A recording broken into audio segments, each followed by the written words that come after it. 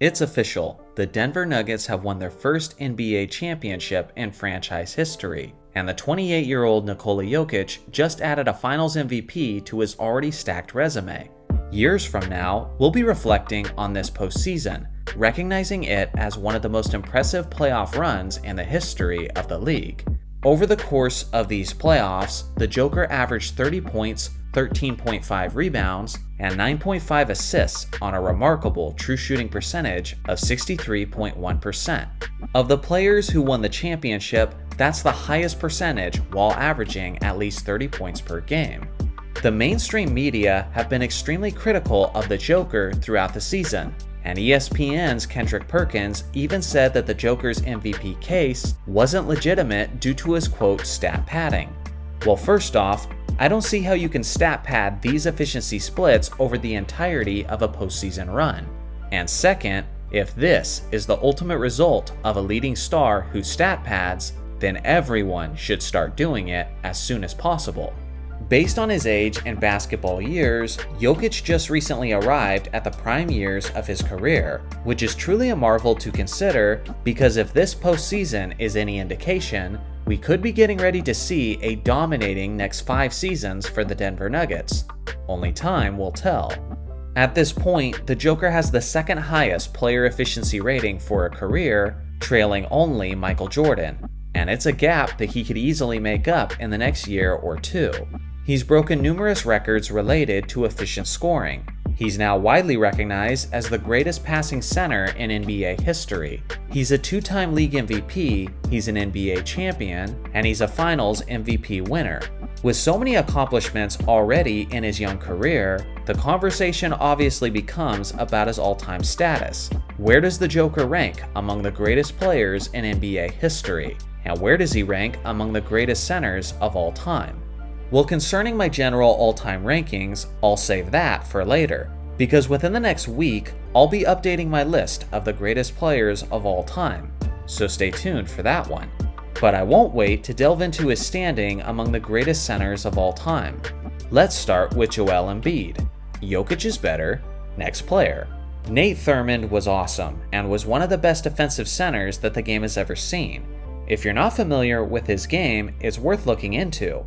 With that being said, he was nowhere close to being the offensive force that Jokić is. People forget how incredible Dwight Howard was in his prime, and although he was limited offensively, he was consistently the best defensive player in the game for quite a while. Now with that being said, by winning a championship, the Joker has already done something that Dwight couldn't achieve as the leader of a team. Bill Walton should be in the conversation of the top 5 centers in NBA history. Unfortunately, a paper straw has more durability and longevity than Bill Walton's bones. Under better circumstances, the Joker should still be trying to catch Walton, but given his limited legacy due to his frequent injuries, the Joker clears. Wes Unseld was one of the greats of the game. He was an MVP, an NBA champion, and he was the Finals MVP in 1978. When it comes to the hardware, his resume is actually pretty similar to the Joker's at this point. But with that being the case, Unseld could only dream of being the kind of scorer that Jokić is. Therefore, he clears Wes Unseld as well. George Mikan might be the hardest player to rank in basketball history. The guy dominated his era in a similar fashion to that of Michael Jordan and Bill Russell. The problem was that the NBA was truly in its infancy in the 1950s. The skills and mechanics of the players was so archaic that the league was shooting around 35% from the field at the time he dominated. Strictly looking at the hardware, you would have to give the edge to Mikan, but I'm not doing that, as I also have to consider the quality of basketball that's being played. Therefore, Jokić is ahead of Mikan. Patrick Ewing was a fantastic two-way threat throughout his career, and as a dominant scorer and shot blocker, he had a very long career in the NBA, playing until the age of 39. Obviously, when it comes to the all-time totals in terms of scoring, rebounding, and blocks, Patrick completely crushes Jokić. seeing how the Joker is still relatively early in his basketball career. With that being said, Patrick built a reputation for himself of being a choker in the postseason, and as a result, he never won an NBA championship regardless of his many opportunities. Obviously, these are drawbacks that Jokić doesn't have on his resume. Because of this, I now have him ahead of Patrick Ewing, regardless of the fact that he's played much less basketball. Next up is the vastly underappreciated Moses Malone. From the mid-70s to the mid-80s, Moses dominated the game of basketball, proving himself to be the greatest offensive rebounder in the history of the game. He won the rebounding title 6 times. He won 3 league MVPs, won the NBA championship in 1983, and was the Finals MVP of that series. Moses had the dominance and longevity to move high up the all-time list. Honestly, it's unfortunate that people spend so much time talking about Karl Malone because he's not even the best Malone to ever play in the NBA. That was Moses. Due to this is where the hype train stops for me, as Moses has a career full of stats and accomplishments that is still far beyond that of Nikola Jokić. Also ahead of the Joker is David Robinson, Shaquille O'Neal, Hakeem Olajuwon, Bill Russell, Kareem Abdul-Jabbar, and Wilt Chamberlain. Now please, don't worry Nikola Jokić fans, your guy is only 28 years old. He's getting there. That brings me to my next point. Although I'm so incredibly impressed by what the Joker just accomplished, I'm also slightly irked by the overreacting recency bias that I've been seeing on social media.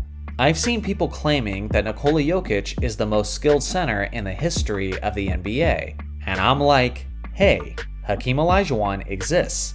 People are now claiming that Jokić is the greatest foreign-born player of all time. Again, Hakeem Olajuwon exists. People with large followings online are even claiming that Jokić is now a top 5 center of all time. And the threads have plenty of people who are actually agreeing. Good lord people, can we please slow down? These are the top 5 centers in NBA history, and these are the things they accomplished. Who the hell are you taking out for Jokić, who is still in the early days of building his resume? Spoiler alert, no matter who you choose, you come across like either a psychopath or an 8-year-old fan from Serbia. What this legend has achieved for the city of Denver is truly something spectacular. But let's remember, a lot of spectacular things have been done in the history of the game. After 2016, some people were calling LeBron James the greatest player of all time. After 2017, some people were saying that Kevin Durant was better than LeBron James. After 2019, some people were crowning Kawhi Leonard as the best player in the game. And how ridiculous do they look now? After 2021, people said that we were in the era of Giannis. And after 2022, some people were saying that Steph Curry had surpassed Magic Johnson as the greatest point guard of all time. Like, come on people, not everything is the greatest thing ever. With that being said, for the Joker, this could just be the beginning, as many of the former leaders of the league are now well into their 30s and reaching the twilight of their careers, while Jokić is still a little ways from 30 and is bolstering a squad who appeared to be the best the league had to offer by far. So what do you guys think? What is your current all-time ranking of the Joker among the greatest centers to ever do it? Let me know in the comment section below. Thanks for watching as always, make sure to like and subscribe for more basketball content, and I'll see you guys in the next video.